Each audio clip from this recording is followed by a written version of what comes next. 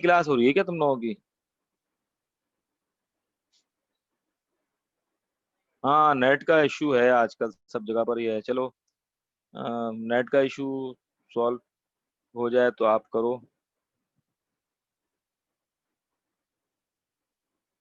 आज मैं भी अपने डाटा से ही, मोबाइल डाटा से ही क्लास ले रहा हूँ। यहाँ भी मैं स्कूल आया हुआ हूँ, लेकिन उसमें भी वही मसला आता है कि नेट जो है ना वो नहीं सही चल पाता कभी कभार, तो नेट में भी यही मसला आता है। चलो, इसी सब चीज़ों को देखते हुए ही हमें मैनेज करना होता है। जैसे अब मेरा देखो लैपटॉप खराब हो गया, अब क्लासेस थोड़ी छोड़ सकते हैं। आपको क्लासेस तो लेनी है, इसी तरीके से आपको भी क्लासेस लेनी है और तरीके से लेनी है। ठीक है भाई, यूसुफ असलम साहब भी आ गए हैं, मुबारक हो। हिबा भी आ गई हैं। सैयद अब्दुल्ला, क्या हाल है? सो रहे हो, जाग रहे हो? जाग रहे ही होगे उम्मीद है।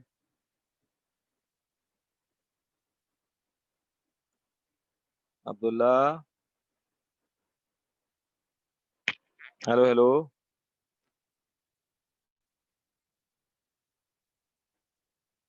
अब्दुल्ला, आवाज आ रही है मेरी?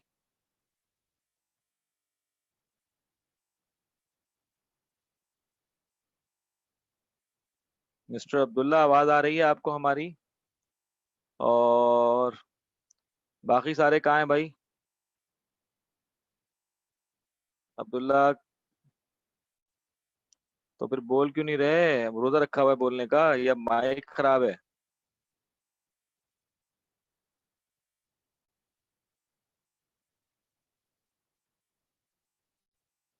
अच्छा, चलो भाई, मान लेते हैं तुम्हारी बात।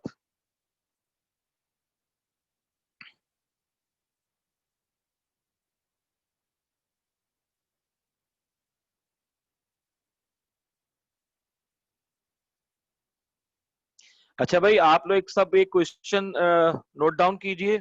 आप लोगों को तो अब आदत हो गई होगी मेरे क्वेश्चन लिखने की। तो क्वेश्चन आप जो है वो नोट डाउन कीजिए। मैं क्वेश्चन लिखवा रहा हूँ, उसकी 4 एडजस्टिंग एंट्रीज भी लिखवा रहा हूँ, सवाल खुद ही लिखवा रहा हूँ। और वो आप बताइएगा मुझे कि आपसे कितना हो सकता है। एएस एएस लेवल का ही लिखवाऊंगा। दूसरी बात यह है कि आप में से किसी को अगर कोई एएस की बुक खरीदनी हो, तीनों वो जो मैंने बताई हुई है आपको, नोमान मलिक की, वो हमारा एक A2 का बच्चा है, वो उसके पास रखी हुई है। तो वो सोल्ड आउट करना चाह रहा है आधी कीमत पर। तो आपको आधी कीमत पे मिल जाएगी वो। तो मुझे बता दीजिएगा किसी को लेना हो तो।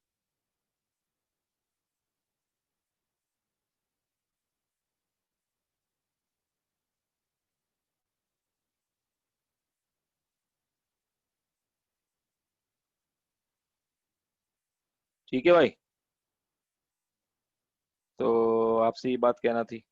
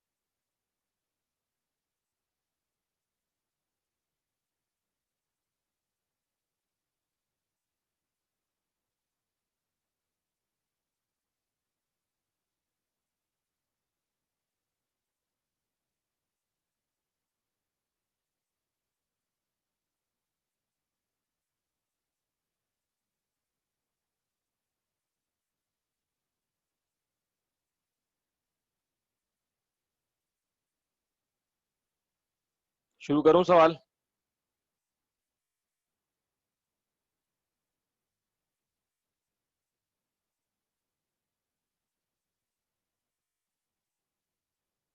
हाँ, मैंने अभी बताया था, कुछ बच्चे बाद में आए तो सुन लें कि आज मैं मोबाइल से ही पढ़ा रहा हूँ। अभी मैं स्क्रीन भी खैर शेयर कर लूंगा आपके साथ। स्क्रीन शेयर कह रहा हूँ, कैमरा ऑन कर लूंगा और आपको जिस तरह पढ़ाता हूँ। पहले एक क्वेश्चन लिखवा रहा हूँ, उस क्वेश्चन के बारे में। हमारी एडजस्टिंग इंट्रीज के सारे पॉइंट्स क्लियर हो गए थे। Provision for doubtful debts, provision for depreciation, और अल्लाह भला करे इंटरेस्ट वाला, प्रीपेड वाला पॉइंट, ये सारे क्लियर हो गए हैं। तो अब मैं एक और चीज आपको जो है वो कराऊंगा, और इससे आपका पूरा सवाल कंप्लीट हो जाएगा। फिर मैं अब इंशाल्लाह ताला कल वाली क्लास में पास पेपर कराऊंगा आपको 2019 मई जून का। पहले से इसलिए बता रहा हूँ कि आप अच्छा है, ए लेवल के अंदर तरीका ये होता है कि आप पहले से स्टडी कर लें। तो 2019 मई जून का वेरिएंट 23 कल मैं आपके साथ डिस्कस करूंगा। थोड़ा सा टिपिकल मुश्किल सवाल बनाने की कोशिश की थी उसके अंदर, क्योंकि कैलकुलेशन एडिशनल इंफॉर्मेशन में ज्यादा डाल दी थी उसने। तो कल हम इसी लिए सवाल वो करेंगे। और आज मैं आपको जो सवाल करवा रहा हूँ वो पूरा इनकम स्टेटमेंट और स्टेटमेंट ऑफ फाइनेंशियल पोजीशन तक का पूरा करा रहा हूँ। अच्छा, मैंने अभी जो जोर दिया था पहले वो फॉर्मेट पे किया था, फिर उसके बाद मैंने आपको एडजस्टमेंट समझाई। अगर उसके बावजूद भी किसी को समझ में नहीं आता तो मैंने कल क्लासेस ली हैं। बेसिक अकाउंटिंग की 8 to 9 में क्लास ली है। और बल्कि मैं अभी नाम लिख लेता हूँ यार, ग्रुप बना देते हैं अलग से ताकि हम सर इमरान को भी बता सकें वो ग्रुप, क्योंकि नाम याद नहीं रहता। जो बेसिक अकाउंटिंग वाले स्टूडेंट थे, जरा हसनैन मेरी हेल्प करना तुम। बेसिक अकाउंटिंग जिनको बिल्कुल पढ़नी थी बिल्कुल शुरू से, एक तो मुझे याद है क्या नाम था हमारा, नाजिम, नूर नाजिम। नूर नूर भी तो था वो। हाँ, नूर नाजिम जो है वो तो बिल्कुल बेसिक अकाउंटिंग से वाले थे, जिनको क्लास मैंने 8 to 9 रखी है, Monday Tuesday, Monday and Tuesday. और कौन था अब बिल्कुल जो बेसिक सर से उसमें पढ़ना। अब्दुल्ला हमजा भी होता था। मकसूद। हमजा। अब्दुल्ला मकसूद भी शायद था। हाँ नहीं, इस वक्त हमजा कौन है, अभी है हमारे क्लास में? चलो हमजा हो नहीं, गए। मेरा नहीं ख्याल से। हाँ ठीक है, मैं उसको फिर ग्रुप में ऐड कर लूंगा, अभी नहीं आया होगा वो। और मेरे ख्याल में बिल्कुल बेसिक अकाउंटिंग डबल एंट्री सीखने के लिए और तो नहीं है ना कोई। बाकी तो अल्हम्दुलिल्लाह इतना तो कोई हल्का नहीं है, और कोई आता रहेगा तो अलग बात है। हाँ, सात सलाम को मैं ये चाहता हूँ कि मेरी ये वाली क्लास लेना शुरू कर दे ताकि कोई कंफ्यूजन ना रहे। तो अभी सात सलाम मेरे ख्याल में नहीं है। और जनाब, अच्छा 9 to 10 वाली जो क्लास हमने रखी है वो बहुत इंपॉर्टेंट है यार। देखो, इसके ऊपर आपका ग्रेड डिपेंड करता है। मतलब आपका जो स्कोर है ना वो इस 9 to 10 वाली क्लास पर डिपेंड करता है। बहुत सीरियस बता रहा हूँ, ऐसे टाइम मिलता नहीं है आमतौर पे इस तरह। मंडे एंड ट्यूसडे वो लोग पढ़ेंगे जो रेगुलर होंगे क्लास में। जिन लोगों की छुट्टियां होंगी उनको मैं 9 to 10 में जो है वो नहीं लिफ्ट कराऊंगा। तो अब 9 to 10 में जो क्लास होगी उसके अंदर मैं जो करंट अभी सिनेरियो हमारा चल रहा है उसको इम्प्रूव कराने के लिए जो है वो बात करूंगा। तो उसमें कौन कौन है जो 9 to 10 में आना चाहता है, यानी कि जो करंट हमारा वीक का स्टडी चल रही होगी वो जो है उसको हम उसमें पढ़ाएंगे। तो 9 to 10 में जो अच्छा आना चाहता है वो कोई मसला नहीं है, कोई भी आ सकता है, लिंक तो मैं ग्रुप पे भेजूंगा। लेकिन जो जरूरी है जिसका आना, उनको मैं खुद से जानता हूँ, जिनका जरूरी है आना वो कौन है। हसनैन, तुम्हारा आना बहुत जरूरी है, ठीक है बच्चे। उसके बाद लाइबा का आना बहुत जरूरी है, ये भी बहुत जरूरी है। फिर उसके बाद मोहम्मद अब्दुल्ला, मोहम्मद अब्दुल्ला जरा माइक ऑन करना। जी अब्दुल्ला, हमारे पास तीन तीन हो गए। तुम भी आओगे ना 9 to 10 में? जी सर, 9 to 10 में। कल भी थे ना तुम? जी कल वाली क्लास में थे, रात 9 से 10 वाली में? जी जी सर, आपने वो पूरा ठीक है। बताया था इनकम स्टेटमेंट और वो क्या हाँ नाम है, बिल्कुल सही है। एसओएफपी तक का। तो तुम्हारा पूरा नाम क्या है? मोहम्मद अब्दुल्ला मकसूद। मकसूद। क्योंकि अब मोहम्मद अब्दुल्ला जावेद, सैयद मोहम्मद अब्दुल्ला, तो इसलिए मैं आपको एक अलग से ग्रुप बना रहा हूँ 9 to 10 वाला भी ना। इसके बाद जो हमारे पास 9 to 10 में सात सलाम, सात सलाम को बहुत जरूरी आना है। सैयद अब्दुल्ला, सैयद अब्दुल्ला आप भी आएंगे।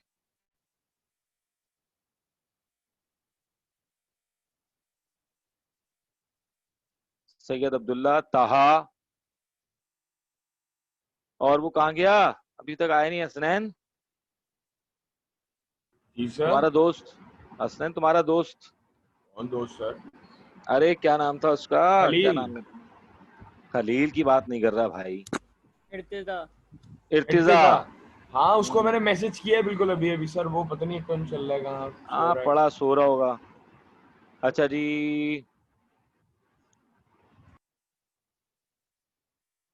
इसकी प्रॉपर अटेंडेंस में लूंगा, याद रखना। और ये बाकायदा वेल्स कॉलेज में जो है वो एंट्री होगी इस एक्स्ट्रा क्लास की। तो आप लोगों को जो मैं नाम लिख रहा हूँ इनको तो जरूरी आना है। सर इमरान को मैं ही नाम दे दूंगा ताकि आपके पेरेंट्स को भी ये बात बता दी जाए। इसके अलावा जो आना चाहता है मोस्ट वेलकम, कोई प्रॉब्लम नहीं है। ठीक है, आ जाए क्लास में बैठे, लेकिन जो ज्यादा मतलब ये इन लोगों का जरूरी है। और अभी बाद में अगर कोई स्टूडेंट आएंगे तो अभी मेरे नजर में नहीं आ रहा है तो वो मैं लिख लूंगा। लेकिन हसनैन, लाइबा, अब्दुल्ला, अरे हाँ अनमता, अनमता कहाँ है भाई? हसनैन, सर अनमता कहाँ गायब है?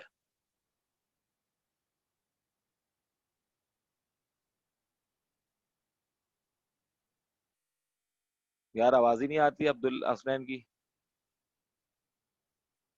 चलो तो मुझे अनमता को क्या भी। पता। अच्छा भाई, अब क्या करें यार, अनंता भी अभी रेगुलर होती है शायद, बस बिजी होगी मजालिस वगैरह में। तो ये नाम मैंने लिख लिए हैं। अब आप लोगों को मैं एक क्वेश्चन लिखवा रहा हूं। उस क्वेश्चन में आपको नोट डाउन करना है, और मैं कैमरा ऑन करवा के वो क्वेश्चन आप लोगों को मुझे सॉल्व करके व्हाट्सएप पे भेजना है। और इसलिए कोई हैंकी पैकी नहीं कीजिएगा, ईमानदारी से पढ़ने का मतलब यही होता है कि आप जो है वो रिप्लाई पॉजिटिवली दें, टाले नहीं किसी काम को। अपने आप को ये ना समझें कि हम बहुत चालाक हैं दूसरा बेवकूफ है। ये समझेंगे तो आपका अपना नुकसान होगा शदीद वाला। ठीक है, तो क्योंकि हमारा टॉपिक चल रहा है,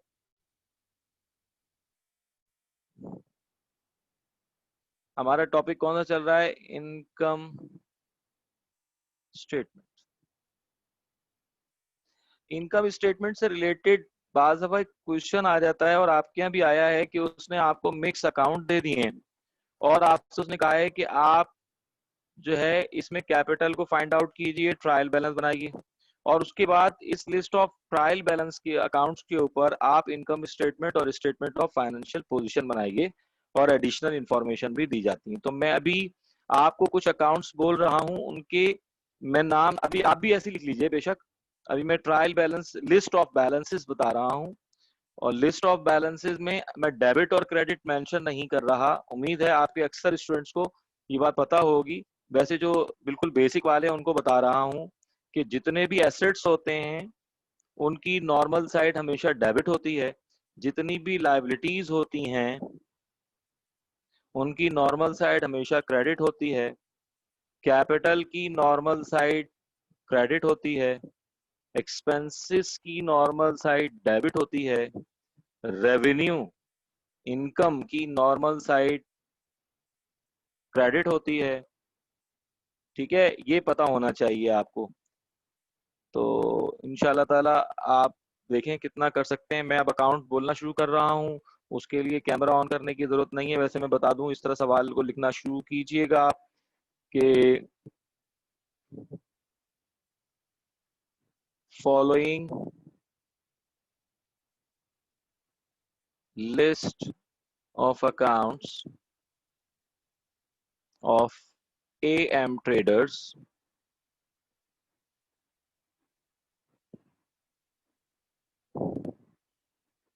for the year ended 30th April 2018। अब ये आपने लाइन लिखनी है पहले, following list of accounts of AM traders for the year ended 30th April 2018। अब सपोज दैट मैं आपको बोल रहा हूँ कैश। अब आप फिलहाल कैश ऐसे ही लिख लीजिए, बाद में जब आप ट्रायल बैलेंस बनाएंगे तो आपको पता होना चाहिए कि कैश की नॉर्मल साइड क्या होती है, डेबिट या क्रेडिट। बता रहा हूँ, जैसे कैश एसेट्स होते हैं तो उसको आप अमाउंट डेबिट में लिखेंगे। तो जो स्टूडेंट मुझसे पहले पढ़ चुके हैं उनको तो समझ में आ गई होगी बात। एक दो स्टूडेंट ने मुझसे नहीं पढ़ा और की बेसिक नहीं है तो परेशान ना हो, मैं बाद में उनको कवर करा दूंगा। लेकिन फिलहाल जो मैं बोल रहा हूँ वो लिख लें। तो फिलहाल जो बोल रहा हूँ वो लिख लें। ठीक है भाई, तो स्टार्ट करते हैं। मैं अभी फिलहाल क्योंकि कैमरा हिलेगा तो मैं बंद करके, सिर्फ आवाज आपको मेरी चाहिए तो मैं इसलिए इसको कैमरे को ऑफ कर रहा हूँ। हाँ जी, लिखिए। कैश 15,000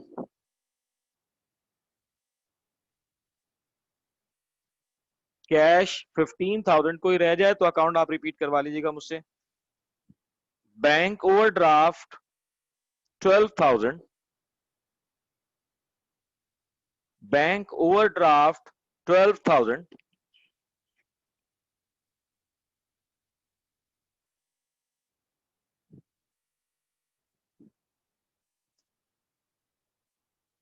रेवेन्यू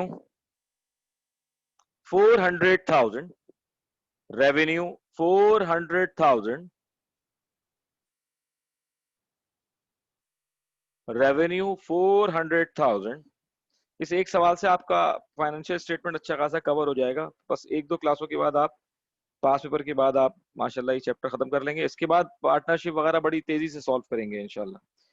तो revenue 400,000, purchases 250,000, purchases 250,000,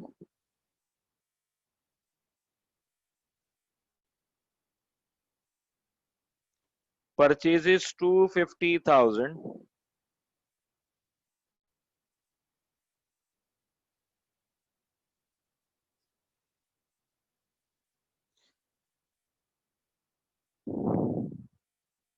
return inward, return inward 10,000,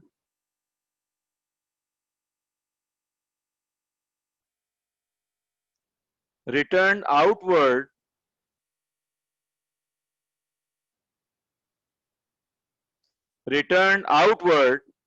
2,000, return outward 2,000,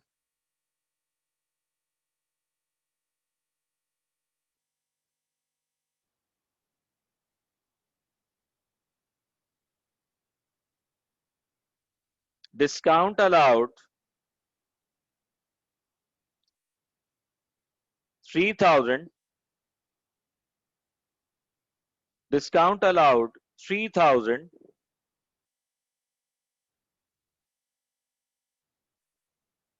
discount received 2,500, discount received 2,500, carriage inward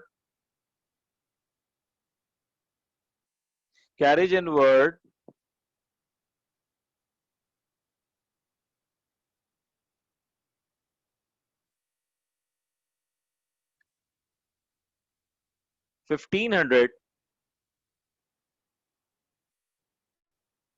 carriage inward 1,500, carriage outward 500, carriage outward 500,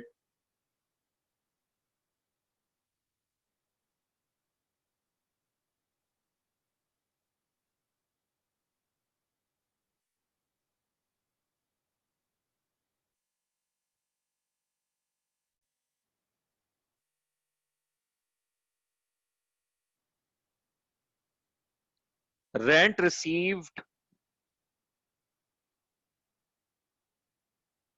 20,000,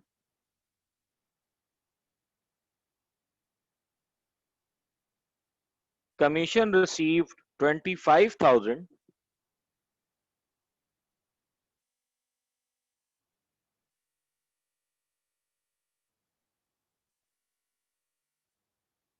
rent paid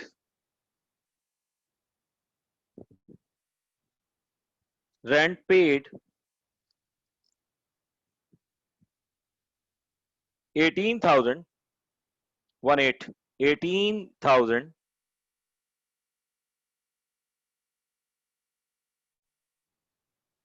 insurance, जब किसी भी अकाउंट के साथ कोई रिसीव्ड या पेड ना लिखा हो तो उसे हम पेड कंसिडर करते हैं और वो एक्सपेंसेस कंसिडर किए जाते हैं, just like insurance. Insurance 10,000,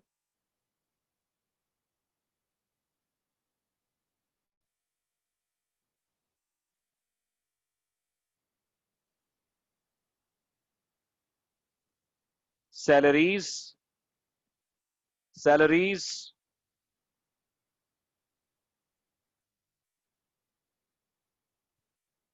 45,000.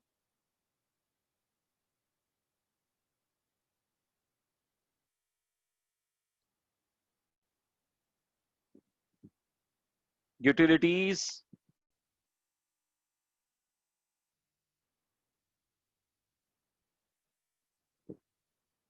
15,000.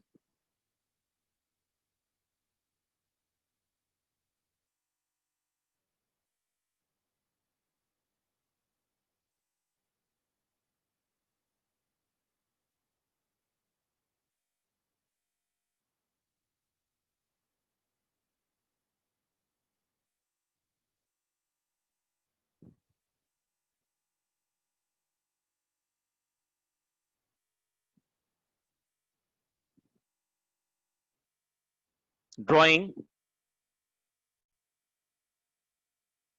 drawing, 5,000.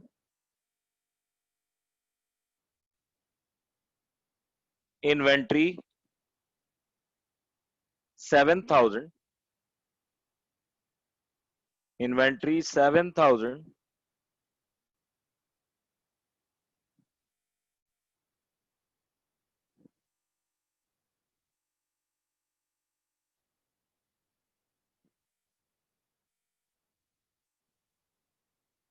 Building,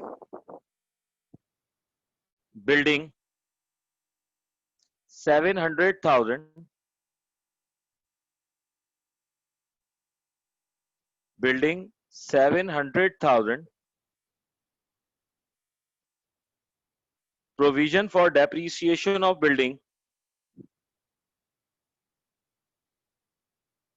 50,000. Provision for depreciation of building, 50,000.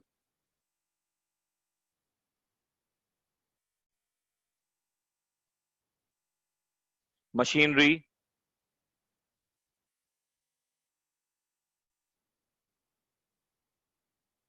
200,000. Machinery, 200,000. Provision for depreciation of machinery, 20,000. Provision for depreciation of machinery, 20,000.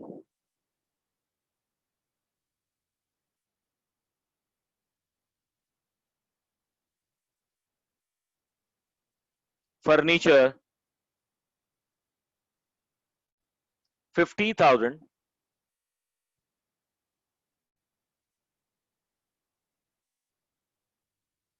Furniture, 50,000. Provision for depreciation of furniture, 5,000.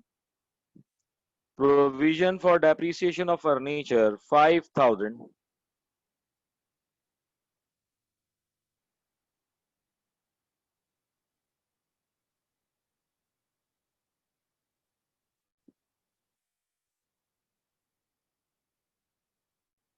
Trade receivable, trade receivable, 60,000.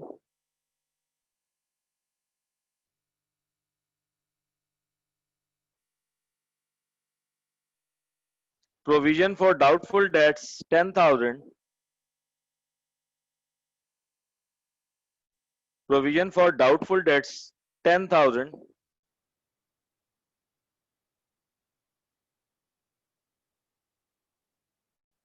Trade payable,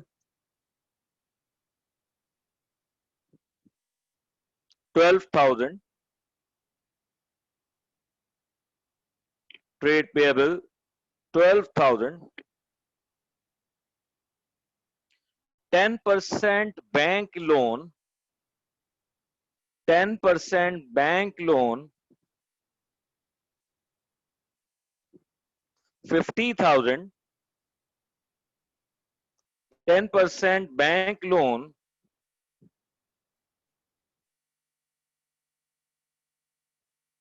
50,000. 50,000.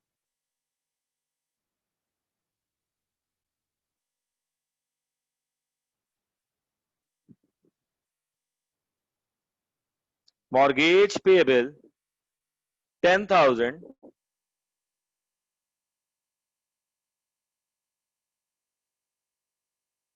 mortgage payable 10,000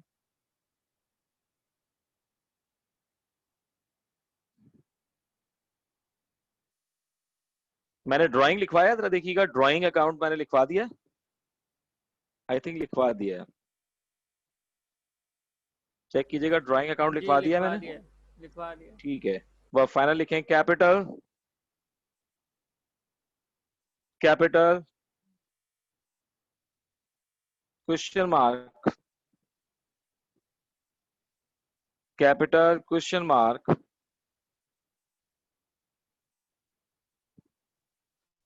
Laiba आपने कहा है can you repeat all once, how is it possible, तो कोई student अब WhatsApp कर सकता है सवाल पूरा लिखा हुआ, तो राफे ये सवाल जब तुम पूरा लिख लोगे इसी तरह तो इसको व्हाट्सएप ग्रुप पे कर सकते हो कि सर मैं मेरे तो। पास फोन नहीं है, अच्छा, क्या है तुम्हारे पास?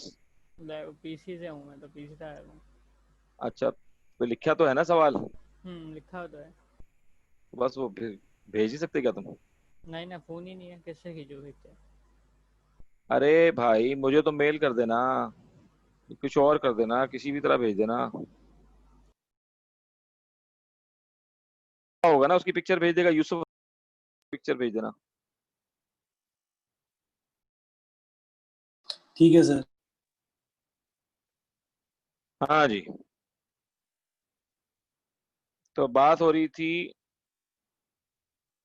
एडजस्टमेंट्स की, एडजस्टमेंट्स की जो बात हो रही है वो बड़ा इंपॉर्टेंट है, वो आप जरा लिखिए, इससे आपका पूरा कवर हो जाएगा ये लैंग्वेज जो हम जिसकी तैयारी कर रहे हैं इतने दिनों से। अच्छा जी, additional information, additional information number one, number one,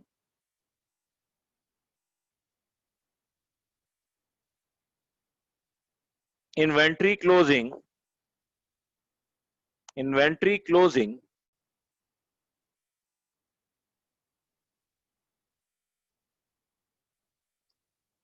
$13,000, 13,000। Number to,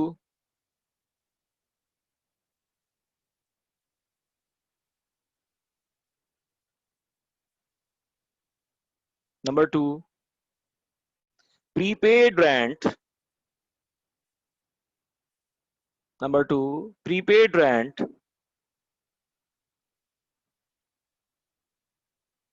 $1,000 and unpaid rent $500.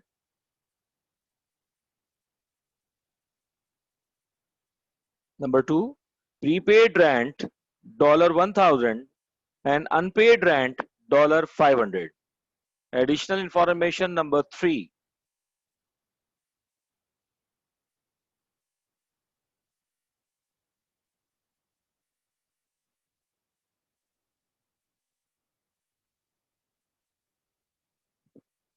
insurance paid,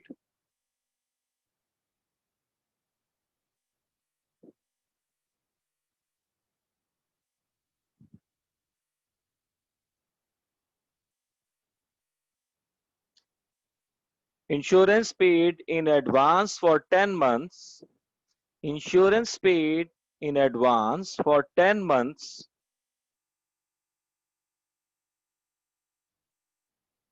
from March 1st, from March 1st 2018, from March 1st 2018.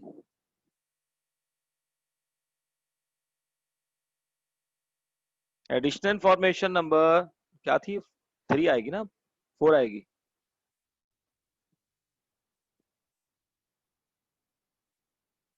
कौन सा नंबर चल रहा है एडिशनल का? 4। फोर। Four, four. ठीक है, नंबर 4 लिखिए,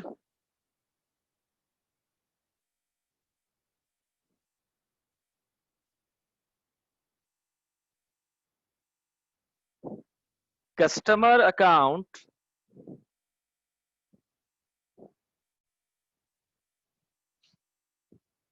written off dollar 3,000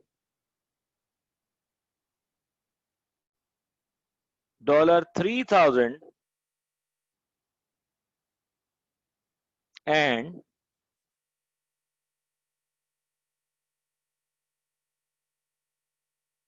estimated provision for doubtful debts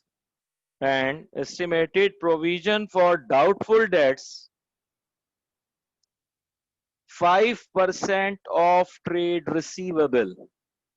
5% of trade receivable.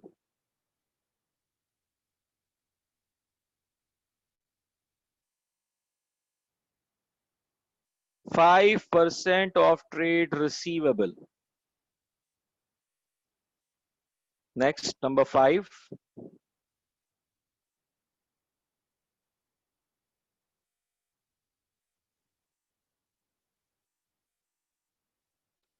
Number 5. Owner withdrew goods. $1,000 for personal use.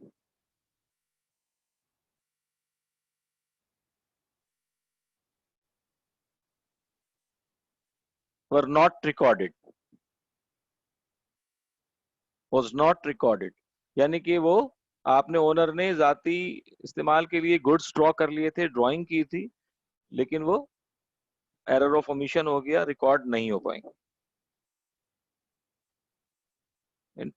Addition information number 6. Additional information number 6.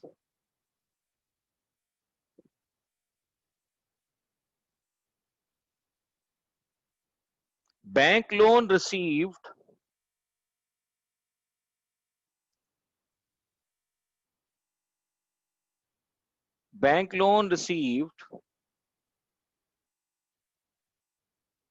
from December 1st, 2017. From December 1st, 2017. थोड़ा सा कोशिश कर रहा हूं मैं ऐसी चीजें डालूं जो कि मैं खुद भी कर रहा हूं, तो आप लोगों की नॉलेज में इजाफा हो, तो इसलिए परेशान नहीं होगा. मुझे पता है कि इसमें से कुछ स्टूडेंट्स ऐसे हैं जो कर पाएंगे, बाकी स्टूडेंट्स में से कुछ गलतियां होंगी, तो गलतियों से नहीं परेशान होइएगा. मैं खुद कराऊंगा ये सवाल, जितना आप ट्राई कर सकते हैं कीजिएगा. अच्छा जी, एडजस्टमेंट नंबर नेक्स्ट क्या है? 7 है या 6 है? 7. 7. Adjustment number 7.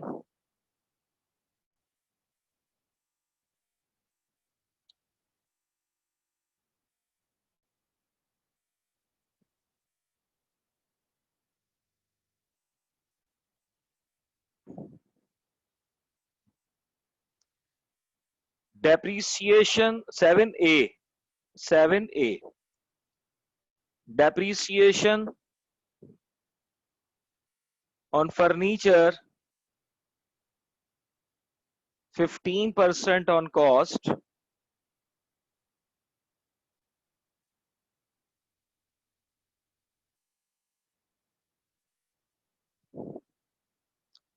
Seven B. Depreciation on machinery.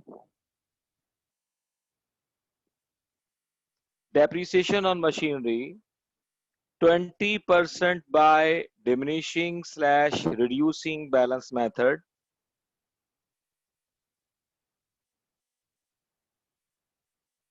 20% by diminishing/reducing. Depreciation of machinery 20% by diminishing or reducing balance method.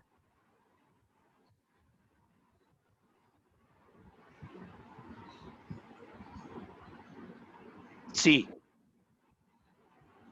7C. Depreciation on building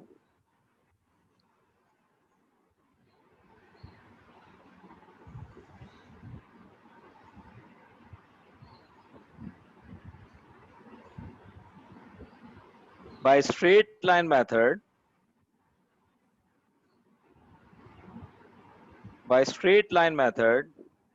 estimated useful life in years, estimated useful life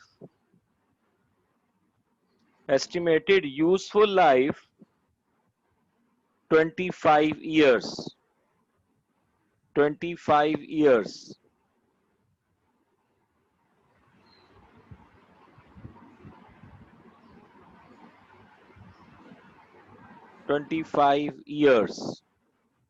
मैंने कोशिश की है कि जितने एडजस्टमेंट्स नॉर्मली आते हैं वो सारे के सारे डाल दिए जाएं, ताकि जब ये सवाल कराया जाए तो एक फॉर्मेट बन जाए आपके पास पूरा एडजस्टमेंट्स का, और एक दफ़ा और ये रिपीट हो जाए।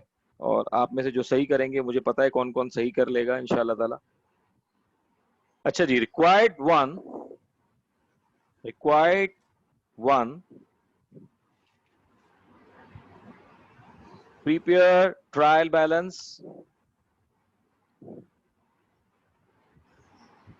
prepare trial balance, and find capital amount. Prepare trial balance and find capital amount.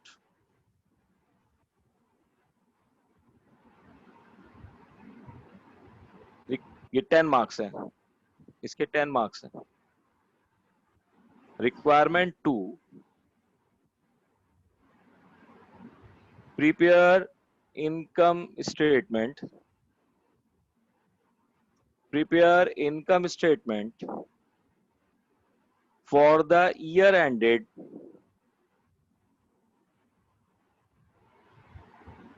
for the year ended 30th April 2018, 30th April 2018।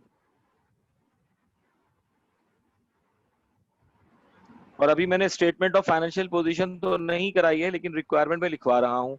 ये जो है मार्क्स है 15, इसके इनकम स्टेटमेंट 15 मार्क्स का है ये।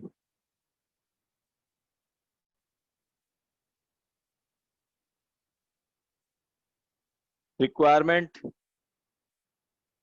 सी या 3 जो भी लिखे हो, prepare statement of financial position, prepare statement of financial position as of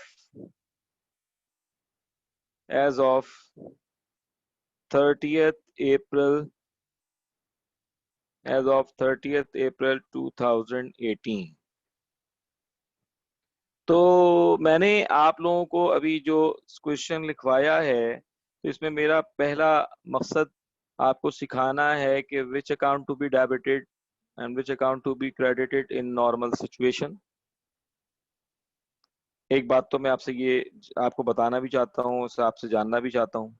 दूसरा ये है कि अगर इनकम स्टेटमेंट के साथ इस तरह ये सारी एडजस्टमेंट्स एक साथ आ जाएं, तो उसको कैसे जो है वो हैंडल किया जाता है, कैसे उसको किया जाता है, कैलकुलेशन कैसे की जाती है। तो याद रखें कि जब भी सवाल आपके पास आएगा, तो आपने उसको डायरेक्टली सॉल्व करने से पहले पेंसिल से उसी ट्रायल बैलेंस को एडजस्ट करना है। पेंसिल से एडजस्ट करके करके प्लस माइनस कैलकुलेटर लेकर वहीं कर पूरा आपने उसको जो जो चीजें जहां जहां जाएंगी उस पर आपने छोटे छोटे पॉइंट्स जो है वो लिख लेने चाहिए। उसके बाद आप इनकम स्टेटमेंट शुरू करेंगे तो बराबर आएगा। अच्छा, जो मैं पहले भी बता चुका हूँ, आप बता रहा हूँ कि बैलेंस शीट बराबर ना आने से परेशान होने की कोई जरूरत नहीं है, क्योंकि आपको हर स्टेप के अलग अलग नंबर मिल चुके होते हैं। बाज दफा तो बैलेंस शीट के जो मार्क्स, जो इक्वल का जो अमाउंट होता है, उसका कोई मार्क्स ही नहीं होते, और स्टूडेंट उसके अंदर आधा एक घंटा बर्बाद कर देते हैं अपना कि यार ये बराबर क्यों नहीं आ रही। तो असल चीज बराबर आना नहीं है, असल चीज है सारे स्टेप्स आपके कवर होने चाहिए। बराबर आती है तो ये तो 100% बंदा मुतमईन हो जाता है कि हाँ यार सवाल सही है। लेकिन कभी कभार ऐसा भी हो सकता है कि ऐसा एरर आप कर दें जो दोनों तरफ एरर हो, आपकी बैलेंस शीट बराबर आ जाए लेकिन आपका अमाउंट करेक्ट ना हो, ऐसा भी पॉसिबल है। तो अभी जो मैंने आपको क्वेश्चन लिखवाया है, इसके ऊपर जो मैं आपसे डिस्कस करना चाह रहा हूं वो कुछ एडजस्टमेंट्स हैं। और वो एडजस्टमेंट में मैंने एक चीज लिखवाई है, ड्राइंग वाली। देखिएगा जरा, इसको हम कहते हैं ड्राइंग ऑन परचेजेस। कि ओनर ने जाती इस्तेमाल के लिए गुड्स निकाल लिए, तो उसका इम्पैक्ट क्या आएगा? उसका इम्पैक्ट क्या आएगा कि आपने ड्राइंग का अकाउंट आपका प्लस हो जाएगा और परचेजेस का जो अकाउंट है वो माइनस हो जाएगा। क्यों? क्योंकि आप जब कोई जाती इस्तेमाल के लिए कोई भी चीज निकालते हैं तो आपकी ड्राइंग डेबिट हो जाती है, इंक्रीज हो जाती है, और परचेजेस का अकाउंट यानी कि गुड्स ड्रॉ की तो परचेजेस का अकाउंट डिक्रीज हो जाता है, कम हो जाता है। तो आपके ट्रायल बैलेंस में जितनी भी परचेजेस लिखी होगी उसमें से ये परचेजेस जो आपने ड्राइंग के सूरत में की है माइनस हो जाएगी, और आपके सवाल में जितनी भी ड्राइंग लिखी होगी उसमें ये अमाउंट प्लस हो जाएगा कि आपने मजीद ड्राइंग की थी जो कि लिखने से रह गए थे। तो एक एडजस्टमेंट तो आपकी ये थी। दूसरी जो एडजस्टमेंट थी जिसके ऊपर मैं चाहता हूं कि आप लोगों से कोई गलती ना हो, वो है प्रोविजन फॉर डाउटफुल डेट्स। इसमें जो है वो स्टूडेंट को बड़ी परेशानी होती है कि मैं अब अभी समझाऊं या आप लोग पहले ट्राई करेंगे उसके बाद समझाऊं, आप लोगों की मर्जी है। वैसे तो मैंने प्रोविजन फॉर डाउटफुल डेट्स पूरा आप लोगों को लेक्चर दे दिया था, लेकिन क्योंकि आप लोग में से बहुत सारे स्टूडेंट अच्छे खासे रेगुलर नहीं है, कुछ स्टूडेंट तो ऐसे हैं जो बिल्कुल कंसिस्टेंसी से सारी क्लासेस लेते हैं और वो शुरू से ले रहे हैं, तो मुझे तो पता है कि उनको कोई प्रॉब्लम नहीं होगी। लेकिन कुछ स्टूडेंट्स ने बाद में ज्वाइन किया या बेसिक अभी उनकी स्ट्रांग नहीं है। अच्छा हाँ, एक और बात, जो बेसिक स्टूडेंट्स हैं, बेसिक पढ़ने वाले स्टूडेंट्स हैं, वो एडजस्टमेंट्स का उन्होंने लेक्चर नहीं लिया है, वो इस इनकम स्टेटमेंट को सिर्फ इनकम स्टेटमेंट को विदाउट एडजस्टमेंट सॉल्व करेंगे, यानी कि सिर्फ इन्वेंट्री क्लोजिंग का अमाउंट लेकर और बाकी एडजस्टमेंट्स को वो स्किप करके फिर इनकम स्टेटमेंट बनाएंगे, ताकि उनका हाथ सेट हो जाए। क्योंकि आज आज भी मैं इनकम स्टेटमेंट का लेक्चर दूंगा, तो मैं कोशिश करूंगा कि कुछ एडजस्टमेंट्स के बारे में भी आज मैं लेक्चर दे दूं 9 से 10 वाली क्लास में। तो उम्मीद है कि काफी कॉन्फिडेंस आएगा इस वाले सवाल को करने के लिए। आज की क्लास जो मेरी एक्स्ट्रा क्लास होगी उसमें आपका काफी काफी कॉन्फिडेंस बूस्ट अप हो जाएगा, क्योंकि मैं आज उसी को फोकस करूंगा, क्योंकि कल मैंने फॉर्मेट कराया था इनकम स्टेटमेंट का। तो अब मैं आज इनकम स्टेटमेंट के बारे में जरा और डिफाइन करूंगा और कुछ एडजस्टमेंट्स के ऊपर थोड़ी सी ब्रीफिंग दूंगा। एक दिन में नहीं सीख सकते आप, ये नहीं सोचिए कि आज मैं कराऊंगा तो आज ही आप सीख जाएंगे एडजस्टमेंट्स, ऐसा कुछ नहीं है। एडजस्टमेंट अगर किसी को फौरन समझ में ना आए तो उसको परेशान होने की जरूरत नहीं है, एडजस्टमेंट्स टाइम लेती हैं सीखने में, क्योंकि ये इसी एडजस्टमेंट्स के ऊपर आपका पूरा सिलेबस डिपेंड करता है। तो ये एडजस्टमेंट सीखने में टाइम लेती हैं। एक लेक्चर आता है, फिर दूसरे लेक्चर में इंप्रूवमेंट आती है, हर लेक्चर के साथ इंप्रूवमेंट के बाद फिर आप जब पास पेपर अपने हाथ से करने शुरू कर देते हैं तो फिर वो फाइनल टच होता है, उसके ऊपर आपका कॉन्फिडेंस बिल्ड हो जाता है। तो इसलिए बिल्कुल परेशान नहीं होगा। ड्राइंग ऑन परचेजेस के बारे में मैंने बताया नहीं था, इसलिए करा दिया। कोई चीज किसी को अभी पूछनी हो, जो डाउट है किसी को किसी एडजस्टमेंट पर कि सर ये तो बिल्कुल समझ में नहीं आ रही, तो मुझसे पूछ सकता है अभी एडजस्टमेंट या किसी अकाउंट से मुताल्लिक। अभी हमारे पास टाइम है जी, पूछना है किसी को कुछ? लाइबा आपको सब समझ में आ गया? सर फोर्थ वाली एडजस्टमेंट, कस्टमर हाँ, account return of adjustment number 4। हाँ, कस्टमर अकाउंट रिटर्न वाली, कस्टमर अकाउंट रिटर्न ऑफ वाली बेटा मैंने पहले भी कराई थी, दोबारा सुन लें, दोबारा सुन लें। कस्टमर अकाउंट जब रिटर्न ऑफ होता है तो उसका तरीका ये होता है कि एक बात तो ये है कि जितने अमाउंट से कस्टमर रिटर्न ऑफ हुआ है वो अमाउंट बैड डेट्स कहलाता है, और वो आपके एक्सपेंसेस होते हैं जो कि डायरेक्टली इनकम स्टेटमेंट में रिकॉर्ड हो जाते हैं। बैड डेट्स कितना हुआ है, अमाउंट बताओ जरा। सर इसमें 3000। 3000, तो ये तो एक्सपेंसेस में चले जाएंगे। अब हमें बताना है कि कस्टमर अकाउंट रिटर्न ऑफ होने के बाद आपका एस्टिमेटेड यानी कि प्रोविजन फॉर डाउटफुल डेट्स इस साल पिछले साल के मुकाबले में इंक्रीज हुआ या डिक्रीज हुआ। तो हम ये इस तरह निकालते हैं कि हमारा जो ट्रेड रिसीवेबल है, सब लोग गौर सुने और ये नोट डाउन कर लीजिएगा जिस तरह मैं करा रहा हूँ। मैं दो तरीके से कराऊंगा, एक कैलकुलेशन बेस्ड और एक अकाउंट बेस्ड, दोनों तरीके से आपका आंसर सेम आएगा। आप जो सा आसान लगे वो तरीका अडॉप्ट कर सकते हैं। ट्रेड रिसीवेबल आपको जो सवाल में दिया हुआ था, जरा बताते रहना क्योंकि मैंने सवाल मेरे पास नहीं है, तो मैंने तो आपको जबानी लिखवाया है। ट्रेड रिसीवेबल कितना लिखवाया था मैंने ट्रायल बैलेंस में? 5%। नहीं नहीं, ट्रायल बैलेंस में ट्रेड रिसीवेबल का अकाउंट कितना लिखवाया है? 60,000, 70,000, क्या अमाउंट है? 40,000 ट्रेड 45 तो नहीं है? नहीं 40 है, देख लोगे, कंफर्म बस करेंगे। सही है, हाँ 40 है। बस सही है, 40 है। तो ट्रेड रिसीवेबल आपका 40,000 है, तो आप क्या करते हैं, आप जो है उसमें से माइनस कर देते हैं जो भी कस्टमर रिटर्न ऑफ हुआ है, क्योंकि अब ये पैसे आपको नहीं मिलेंगे। तो अब आपको जो पैसे मिलने के चांसेस रह गए हैं वो कितने रह गए हैं? 40,000 माइनस 3,000, यानी कि 37,000, ये आपको पैसे मिलेंगे। अब इसका आपने क्या निकालना होता है, इस साल आपने अंदाजा लगाया कि इस अमाउंट का 5% एक्सपेक्टेड है कि नहीं मिलेंगे, डाउट है, तो अब हम क्या निकालते हैं, provision for doubtful debts carried down, यानी कि अभी इस साल के आखिर का बैलेंस। तो हम वो कैसे निकालेंगे, 37,000 का 5%। तो 37,000 का 5% जो है 1850 वो आता है 1850। तो ये 1850 हमारा लास्ट बैलेंस है, हमारे लास्ट बैलेंस है, लास्ट बैलेंस यानी कि इस साल का बैलेंस। तो हमारा प्रीवियस कितना था, ये करंट है, हमारा प्रीवियस कितना था, previous provision for doubtful debts, सवाल में देखो ऊपर कितना लिखा हुआ है बेटा, ऊपर अला प्रोविजन फॉर डाउटफुल डेट्स जो ट्रायल बैलेंस में लिखा हुआ है वो कितना लिखा हुआ है, 10,000। 10,000, तो बहुत ज्यादा आ गया। चलिए, आपने साल के शुरू में अंदाजा लगाया था कि आपके पैसे डूबने के चांसेस 10,000 हैं, लेकिन आपके पैसे डूबने के चांसेस अब कितने हैं, 1850। साल के आखिर में तो पैसे डूबने के चांसेस कम हो गए या बढ़ गए,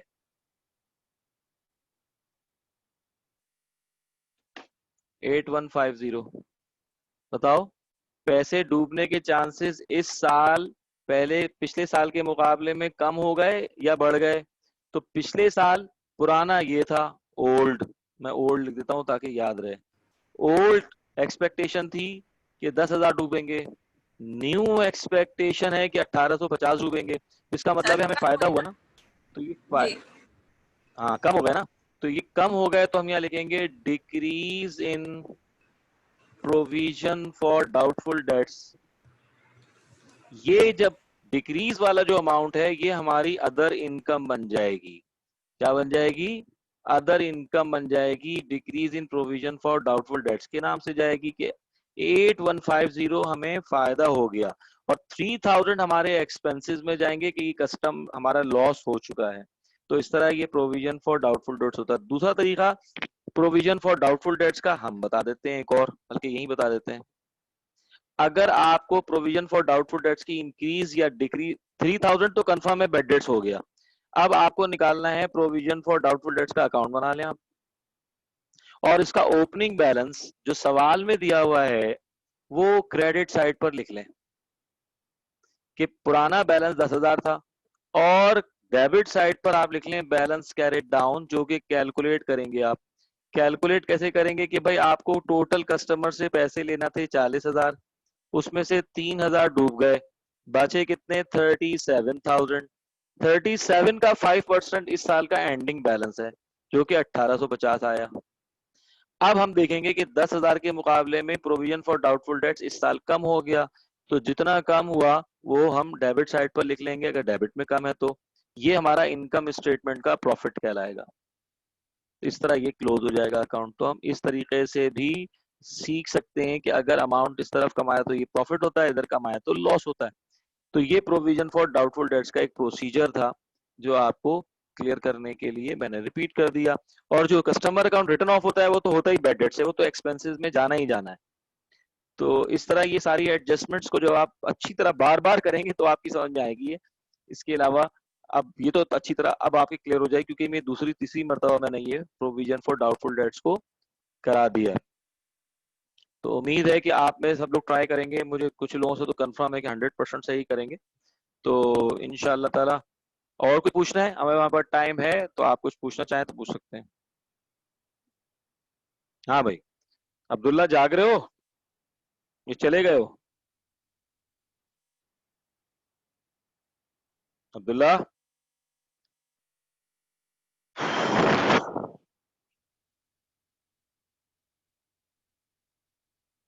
हाँ भाई, अब्दुल्ला जावेद क्या चैट कर रहे हैं आप?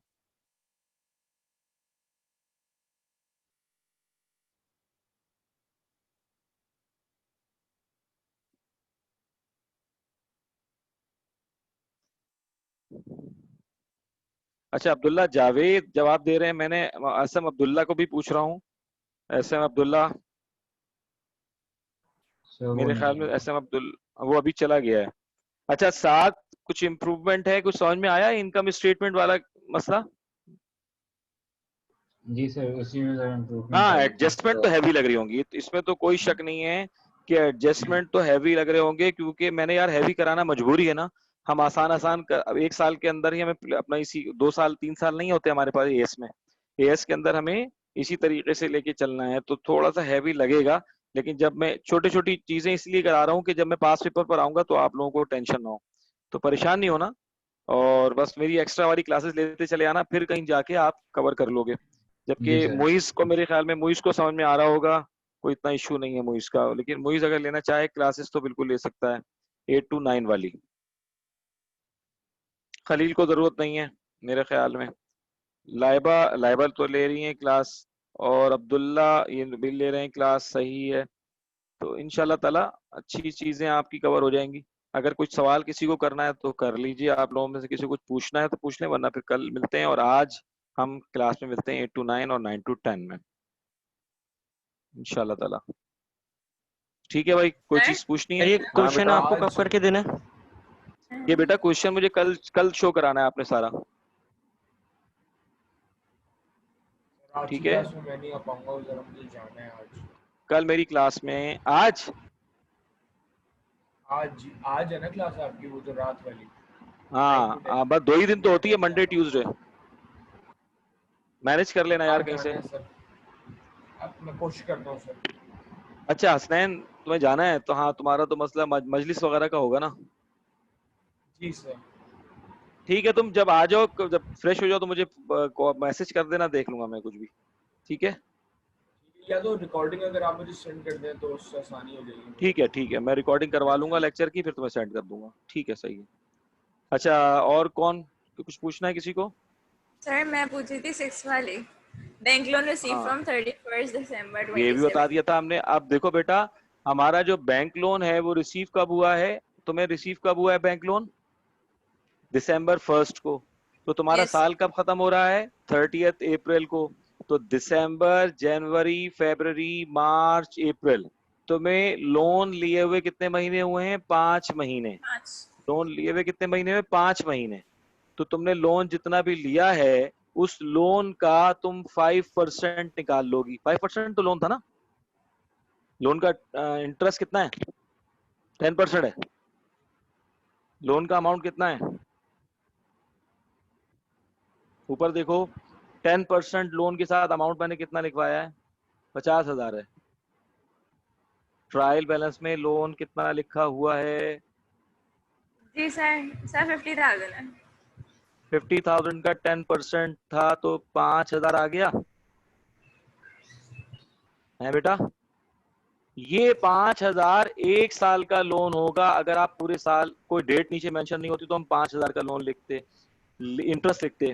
50,000 पर इंटरेस्ट पूरे साल का बनता है 5,000। लेकिन आपको लोन लिए हुए सिर्फ 5 महीने हुए हैं, तो आपका जो इंटरेस्ट आपके ऊपर अक्रूड होगा वो 5 महीने का होगा, तो 5/12 कर लेंगे।